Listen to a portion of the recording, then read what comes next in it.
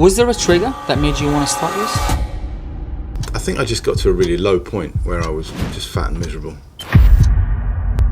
Sort of things that didn't work in the past. Just no energy, not sleeping particularly well. I run a business, so that, it can be stressful at times. So you've got all of those factors, and I was just in a low place, and I just needed to fix something. Now, obviously, you're in the process of normalizing this new lifestyle, fit lifestyle, being in shape, being strong, training, consciously taking time out to do what's good for you. And now looking back at this, what have you realized? There were a lot of times when my kids would say, "Dad, can we do that?" "Oh, I can't tonight. I'm at the gym." But actually, once I sort of sat them down a lot of the time, said, "Look, I've got to do this." What kind of positive impact do you think this is having on the family? Neil, welcome to the journey. There you go. We just made that name up. I like it. A hell of a journey, a hell of a transformation. You have honestly amazed me. I've met you. I've met you the first time you came to ReShape, and we had the initial chat about you doing the program, and then you were picked by one of the coaches for the challenge. And I knew you were going to do well, but to be honest, didn't quite realize how well you were going to do. And when I looked, I guess I was in that sense in the same boat as everybody else. When I looked at the pictures, or you on that day of the shoot, I was like, fuck. This is crazy. And it didn't even take you that long to transform your body in the way that you did. I'm going to take you back to before you started this. Okay. Tell me, how many years were you thinking about doing something for yourself? And how many years did you have the idea the shape you're in is not optimal for your health and for what you want it to be? I would say at least 6 years, probably. 6 years thinking about it. Yeah, and doing various things that didn't work. Okay, give me an example. Slimming World. Works for a little while, then you stop, and then everything goes back. I tried joining various gyms, but then I found that even trying to get some coaching, because I've got no experience of it, was really difficult. You're sort of left to your own devices, and you don't know what you're doing, and it just doesn't work. You end up at a gym where you pretty much drink coffee and float up and socialize. down the pool. Yeah. You come out thinking you've done a workout, you haven't at all. It's a psychological workout. Yeah, it's fully psychological. Was there a trigger that made you want to start this? I think I just got to a really low point where I was just fat and miserable, and having done lots of sort of things that didn't work in the past, I thought, and I'd seen somebody else that had been here anyway, and I thought, I've either got to throw everything at it. I'm a bit like that. I'm a bit like all or nothing. Yeah. And I was ready to, I've got to give it my all if I'm going to ever do this. The miserable part, you said I was fat and miserable, is that what you said? Yeah. How was that impacting your life? Just no energy, I guess, not sleeping particularly well.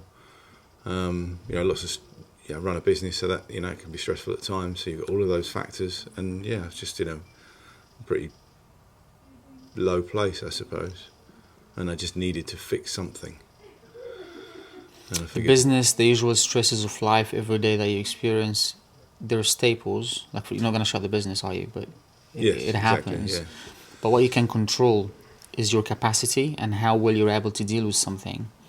And that comes down to your physical and mental fitness, really. Yeah, I'd agree with that. Yeah, absolutely. So even though the external variables are still there, like the stressful business, etc., you've managed to change the things that you could control. So the old Neil, the Neil that didn't have the same capacity as today, how was it affecting you emotionally though? Because you're talking about it like, I don't know, maybe before you spoken to Steve, you kind of say, okay, like, this is my life. You get a bit fatter when you get older. I don't know if you thought this way, but a lot of people do. I don't know. I don't think I did. I suppose I just kind of let it creep on, because of how I was living my life, I suppose. And I did, various times try different things, like I said, threw myself into certain things, but not I didn't give it 100% effort. You know, it was a bit like a sort of, I'll do that if I've got time. You know. What made the difference this time? What did you give it all this time? I think just that. I think I was ready. I don't think I was ready before, if I'm honest. I think I've got to a point where I was really ready to do it, and actually, the way that it's set up here, the way that you get the support and just the psychological part of actually booking a session for a specific time. You know, I always think I don't like letting people down. So if I'm booked on something, I'm gonna turn up, and I'll be on time. Whereas before, when I've joined other places, it's sort of you turn up, you're not booked on anything. There's easy. There's every reason not to come, isn't there? There's always something more pressing, more important, perhaps.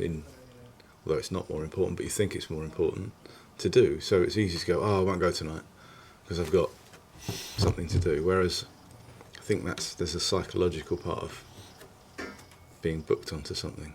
Yes. It serves as an accountability, isn't it? You know someone's waiting for you. Isn't it? You're accountable, yeah, absolutely. Yeah. This is one of my beliefs. I believe people, fit people have a different identity to people that are not very fit, even to their own selves. And did you see yourself as different before you got fit? Knowing now that obviously you're fit now, but how is your outlook on yourself changed? Yeah, I was always very self-conscious about how I looked and how I felt. How has that manifested itself in real life? I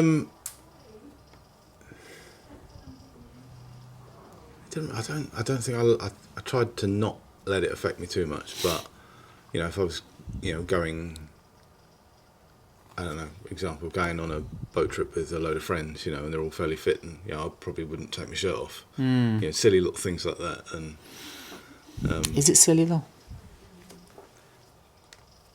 Maybe not. I don't know. Yeah, it's one of these things. That's a big question. It's one of these things that mean a lot than what they actually are.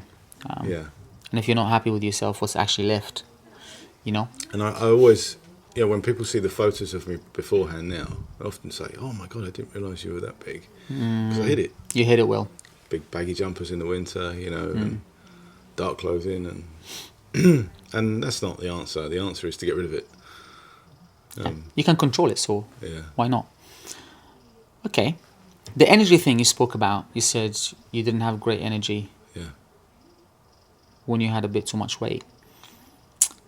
How does now compare to then in that context? So much better. Sleep better. Feel, I can run up the stairs.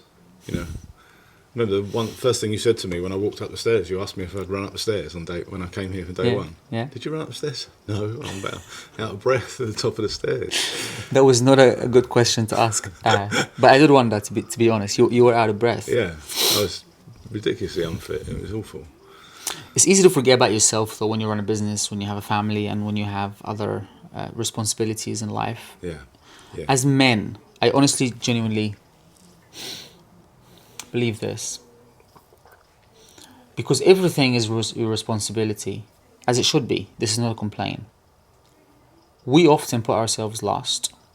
Always, yeah. Yeah, and I wish more men realize this. If you become better, everything in your life improves. Everything in your life gets better as you get better. But it's really hard to see because you think of the tangible things. If you're going to take time away from your business or your family to spend on yourself, and the same also goes true for money, to invest in yourself or to spend in yourself, then you think of the time that you're taking away from them, and then most of the time you see it as waste. No, I'm gonna stay and work in the business. I'm gonna go home early after work and be with my family. How did you find that back then versus now? Because obviously to get to the weight that you were before you started here, you had to forget about yourself and you had to prioritize other things. Yeah, I did. I was always at work or at home. Yeah, and I didn't really give myself any time. It was always something else, somebody else. And now looking back at this, what have you realised? Well, it's interesting actually because during the process of it, there were a lot of times when my kids would say, "Dad, can we do that?" "Oh, I can't tonight. I can't tonight. I'm at the gym. I can't tonight. I'm at the gym." And this is what I mean about questioning the process in the middle. At the times, I was like, "I'm taking too much time out here." But actually, once I sort of sat them down a lot of the time, said, "Look, I've got to do this. It will be all right." And actually, after a while, once you get into the routine of it, and then they get used to the routine of it, it was okay. But there were times when, they're asking me to do something, and you're saying no, and you just feel awful. Did you tell them it was temporary? Yeah, I did. Yeah. I said it. I've got to do this at the moment, and then it'll be fine. So. Are you now? Obviously, you're in the process of normalizing this new lifestyle, fit lifestyle, being in shape, being strong, training, consciously taking time out to do what's good for you. What kind of positive impact do you think this is having on the family? I can spend more time with my kids doing things. My son's massively into his dirt jumper mountain bike, and I've been out with him. We go to Ipswich, and I took my bike, and I'd never done that before. I wouldn't have been able to do it. I'd have gone down the hill pretty quickly, but trying to get back up again, I'd have been exhausted by the time I got to the top. Yeah. Now I can do out with him for a couple of hours. And how old is he? 13. Amazing. So you got this 13-year-old boy. Yes. You're now able to participate in things that you weren't able before. Yeah. And feeling bad initially for taking some time out to train, now it's translated in you being able to participate with him in physical things, and perhaps even lead the way, and him looking up to you like you're the strong, fit dad that you should be. Yeah, maybe. Yeah, I hadn't considered that bit, but just doing stuff with him it's great. But kids watch, right? They don't necessarily listen, so they watch. He would watch you on that bike, and he would think, my dad is strong and fit. This is the best thing. Coming from another dad, this is... Yeah. My little girls say to me when I go out of the door, "Daddy, you going to the gym?" It's not work, right? It's the gym. So which gym are you going to? It's such an amazing thing to know that you're influencing them in that way, because they watch, right? Yeah. It's the things that you're not intentional about. It's the things that you do as part of your routine, your normal day-to-day things that you do. That's what they pick up on. Things you're less conscious about. Do you have any other kids? Yes. Yeah. I've got my eldest son's 22. Yeah. My daughter is 12. Okay. Yeah. She's a little different. She's, she doesn't notice anything. I think she's sort of in her own, little princess world. That's the right word. In her own little princess world at the moment. So. As it should be. Yeah. Yeah, don't change that. Don't care. I dread the day when my little girls grow up. I know. They're different to boys, definitely. Yes. Yeah. Yes. Yeah. I always give the example of when they were younger. If you're going out the door, I'd say to Alex, "We're going out now." He'd just pick up anything, put odd shoes on. He wouldn't care. And Ava would be, "But I can't find the silver shoes." Yes. And that's the difference for me between the two of them. Yeah. He couldn't care less, and she's got to be immaculate before we leave. But we are like that. Even if you take this analogy and think about your friends that have a bit of a beer belly and whatnot. We always mask it in humor, don't we? It's like, it's the things that, they're not good for you, and you have a bit of a beer belly or whatever, and you go down the pub to your friends, and it's a bit of a joke, and we don't get offended as often, and we have thicker skin and whatnot. But we don't care so much about our appearance as much as women do most of the time. And I honestly think this is part of the trouble. If we're a bit more vain as men, you'll probably look after your health a bit better. Yeah, maybe. Yeah. You ever wonder why the vast majority of people that come to ReShape are women? In Colchester, by the way, we have a lot more men than we have in Ipswich. Right. Ipswich, the ratio is like really clear. It's like 80-20, you know what I mean? Is it? Right, okay. Yeah.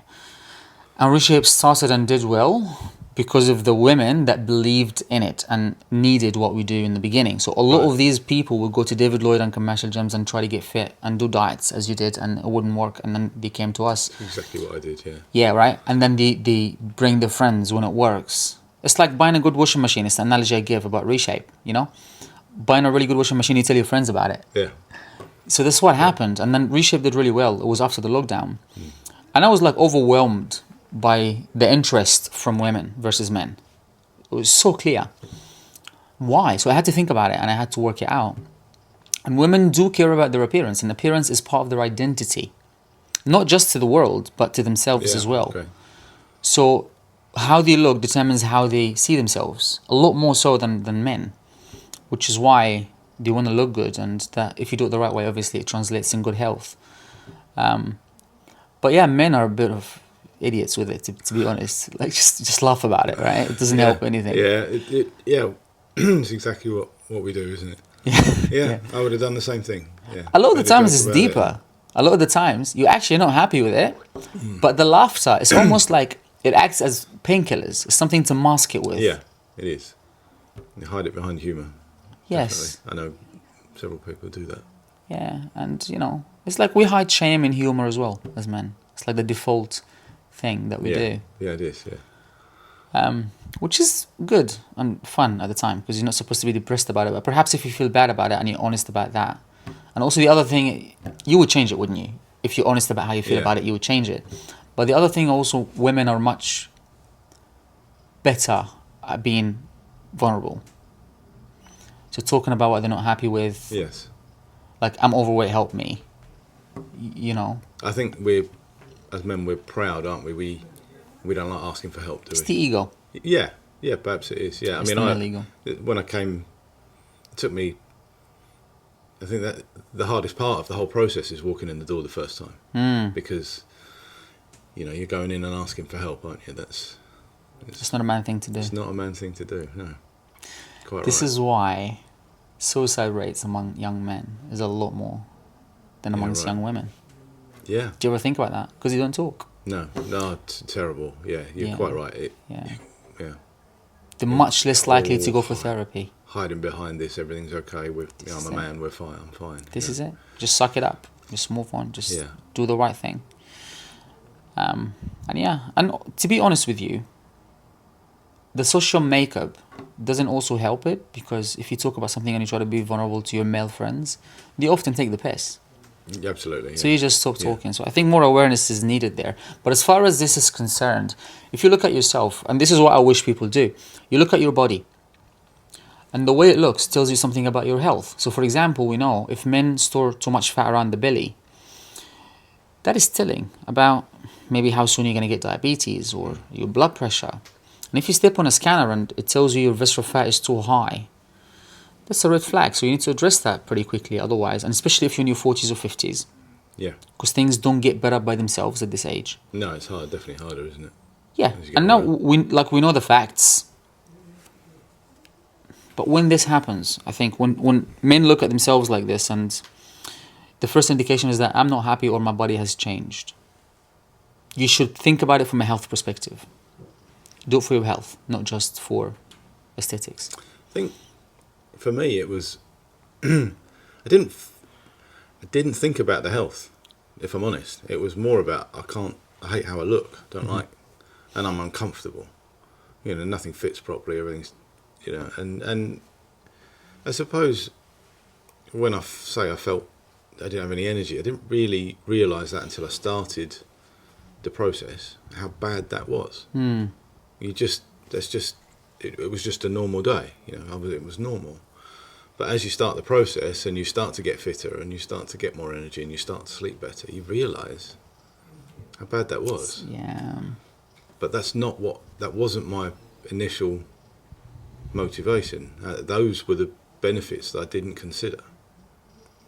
The power of drinking lots of water, a really easy thing to change. Yeah. What a difference that makes. And I didn't consider any of those things. It was just, I'm too fat, I need to get some weight off. Yeah. I don't like how I look. I'm not sleeping well, I haven't got enough energy, it's all the extra benefits that you don't really consider. That was the surprise part of it for me. It's usually the simple things. Yeah. You're right. Yeah, really simple stuff, but really powerful stuff. Yeah. Put together, it is a difference between a healthier 70 or 80-year-old and a crippled up, in a wheelchair, a 70 or 80-year-old. People don't see it this way, but it really is the simple things. Actually, look at my dad as a good example. 79 this year.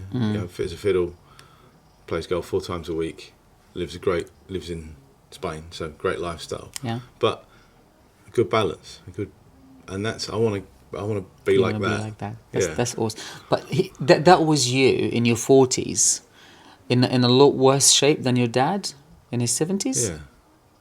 Yeah. Was that one of the drivers? Did you think about your dad? Not really. No, I don't think so. I've always been, when everybody sees him and meets him, I can't believe he's in his late 70s. You wouldn't believe. Thinking about it now, it's a bit of an odd thing to accept. If your dad is, you said 79? Yeah. 79. 78, but yeah. 78. In a great shape. Yeah. And, living this dream, right, on the golf courses in Spain. Yeah. And you're here struggling with your business and stressed and overweight and not comfortable, not liking the way you look. Yeah. This is crazy. This is the power of a healthy lifestyle, not so much stress.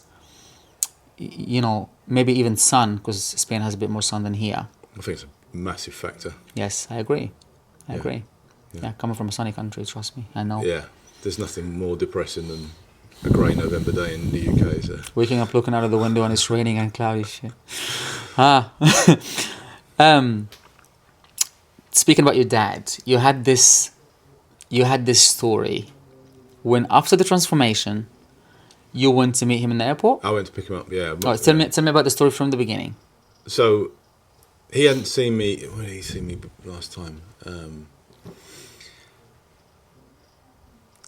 September last year. So several months, and at no point during the transformation, during the challenge part, and he came back in May, early May. End of sometime April, early May. Yeah.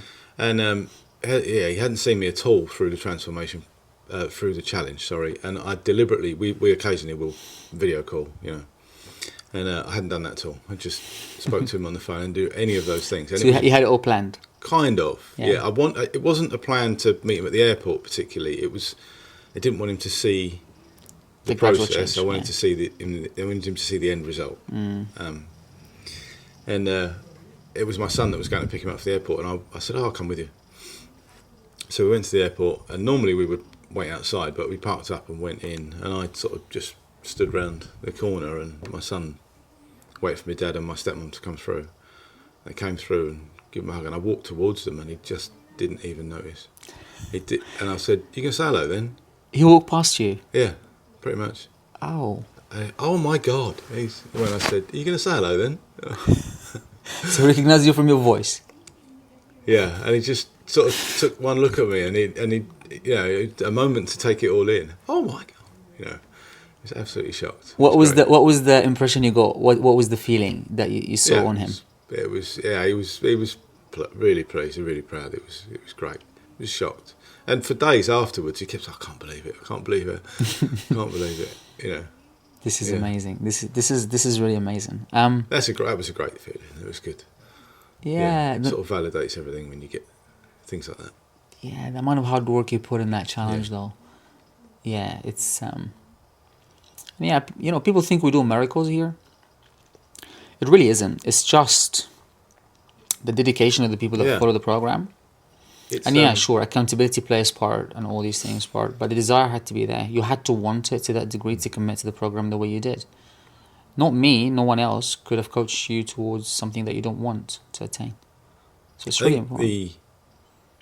I think you're right. You've got to want it, but it actually if you've got that initial desire, and then for me certainly, when you start to see the results, that's then gives you the even more drive, and then you see more results, even more drive, and so on. And then you get to the challenge, and there's no way that you could start the process and jump straight into the challenge. That wouldn't work. It's not allowed. We don't allow people to do that. But it absolutely for a reason. Yeah. If you'd have said, right, you've got to do this from day one. Yeah.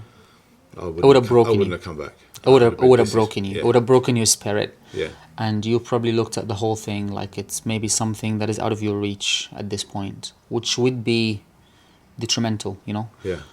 So absolutely, 100%. And that's the interesting thing actually as well is it's not looking at where you're going to be in 6 months' time. It's looking at where you are tomorrow morning. Yes. And stand on the scales every single day. Mm-hmm, mm-hmm, mm-hmm. And actually, when you then look, like the tracker that you've got, you fill it in every day. Very occasionally you scroll back, don't you? I remember being pleased about that weight, and now I'm pleased and that size, and dropping down into and it becomes addictive. Yeah. And there's sort of various little wins, silly little things, like I had this pink shirt. I've had it for years. I've got a photo of me with my dad and another friend of ours, and I'm wearing it several years ago. I couldn't have even got it round me, let alone do it up. It's too big for me now. But there was a point in the middle of the process where I wore it again. I put it on, I did it up, and I'm like, it fits. Yeah. It's all these little confirmations. And it's just some of them little, I wonder if that fits. Yeah. And it does. And you're like, yeah. That is awesome. The journey is gradual, right?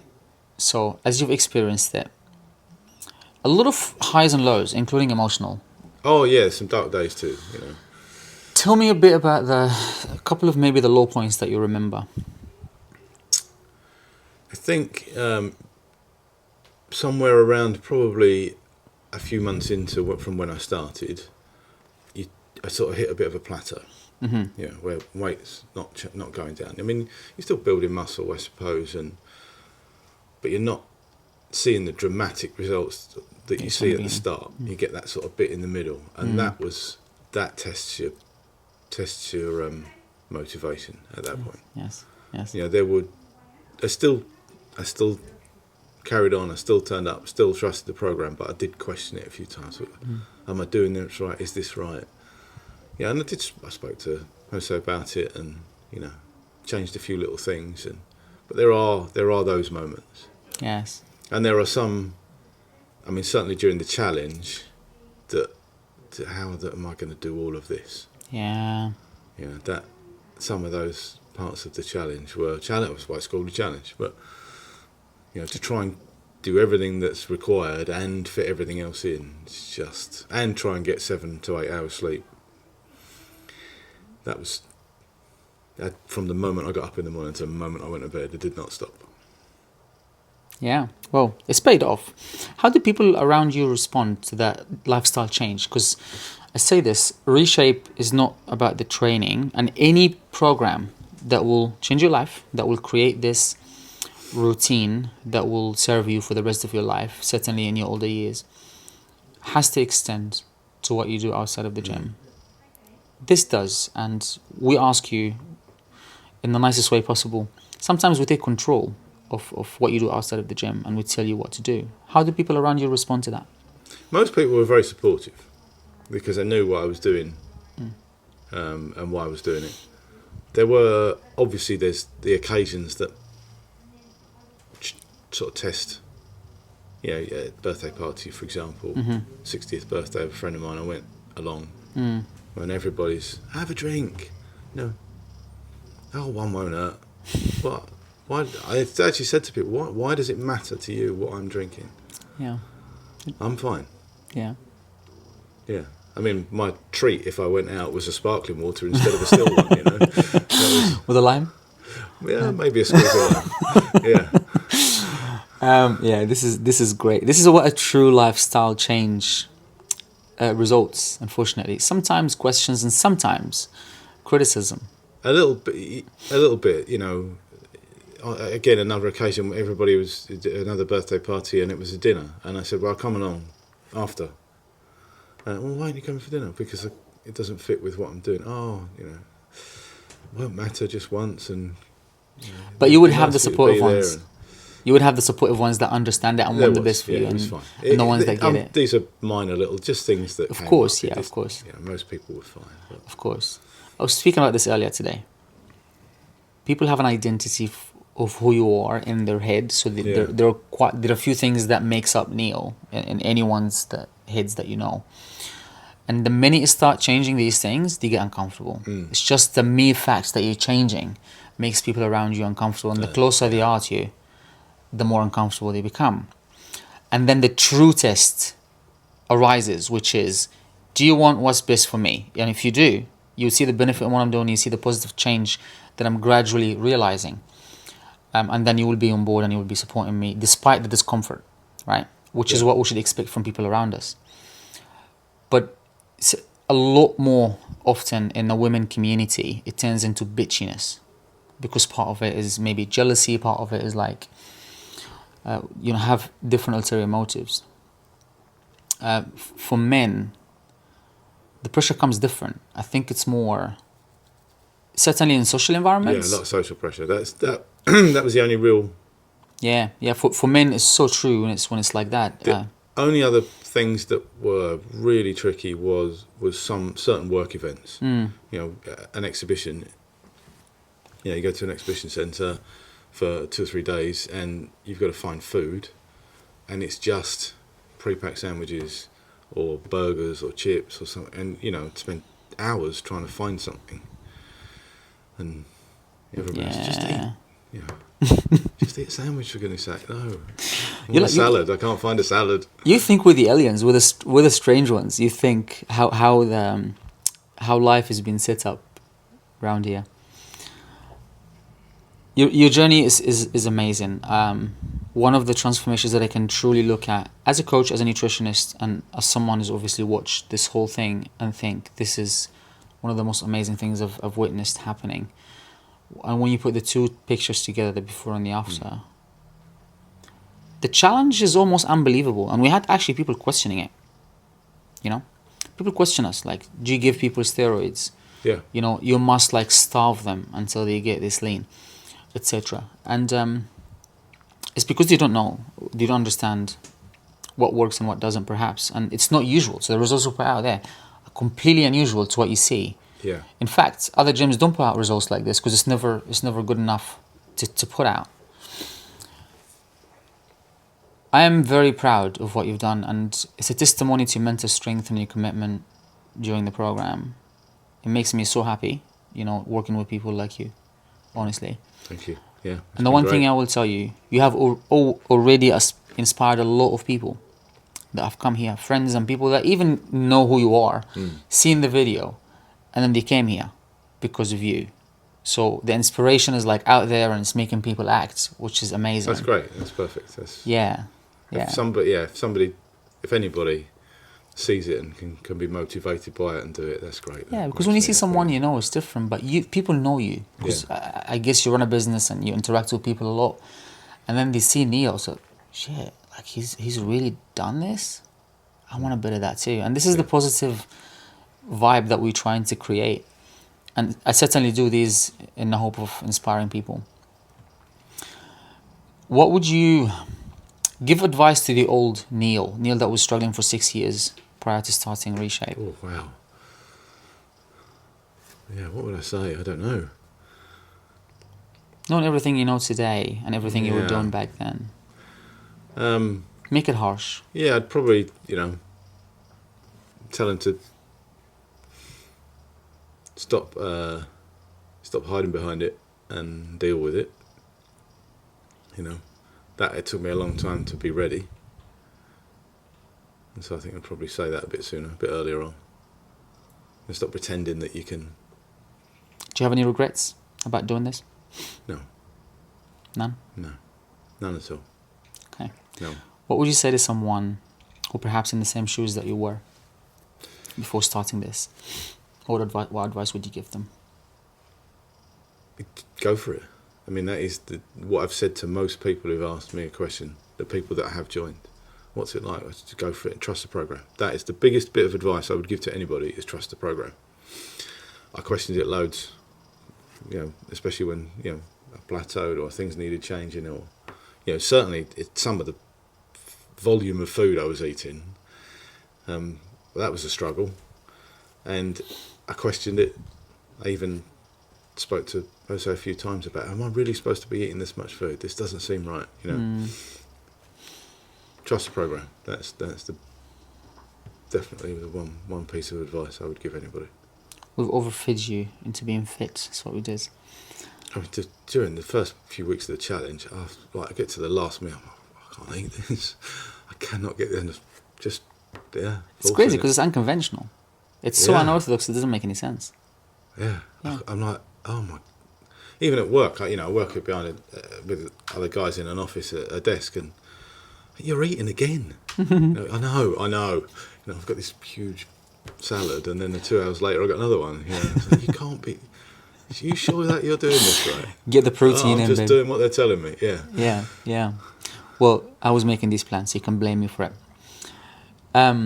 We have a tradition in the podcast where you ask me a question about either nutrition or training, something that you've wondered about maybe for a long time before doing this, or maybe a misconception or a myth. Whoa. I'm putting you in a spot because it is meant to be that way. Yeah. Now, obviously, you know a lot more than you did before you started here. I mean, the most obvious question, the one that was probably my biggest question for a long time, is why can't I have coffee? Okay, good question. I made a whole seminar about about coffee. I don't know if you came or not. I did, yeah. You did. Yeah. The answer to the coffee question is I don't believe coffee is particularly bad. There's a lot of positives about coffee.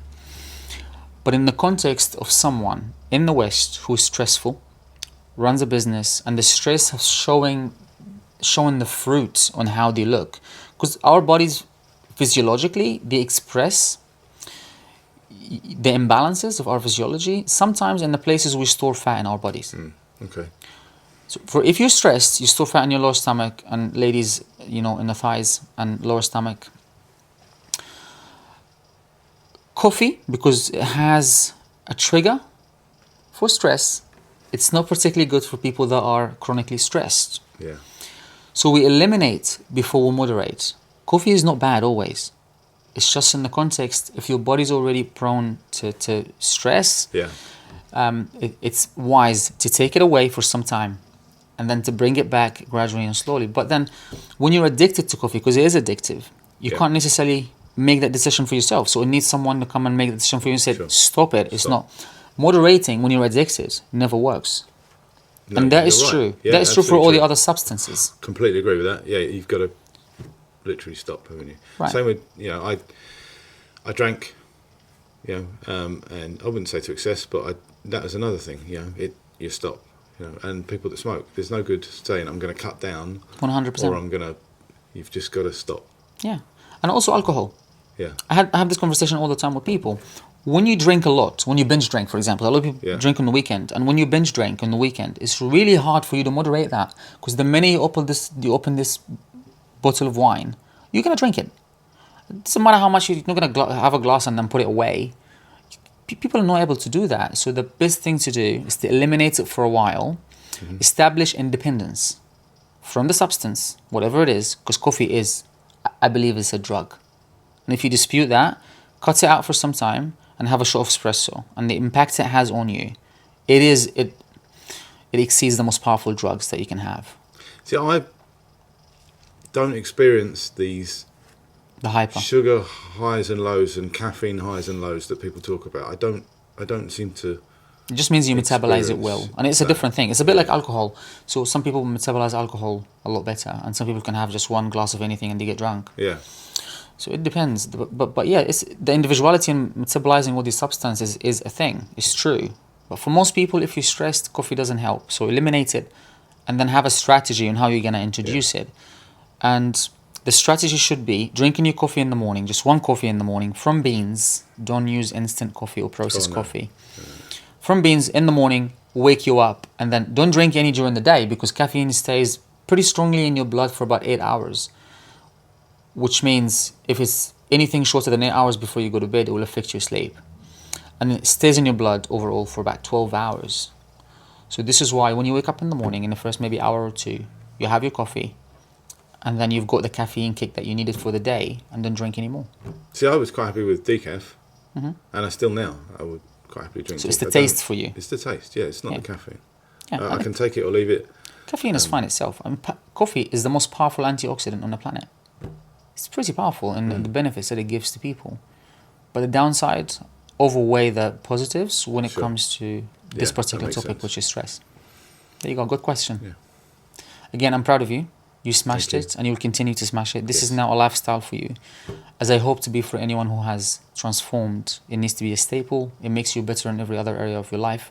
You need to utilize it, embrace it, and make it part of what you do. So people now, when you look at Neil, it is the Neil that trains, goes to the gym, works hard, fit, strong. And also your kids will see you the same way. Yeah, I agree. Absolutely. Yeah. Thank you, sir. Thank you.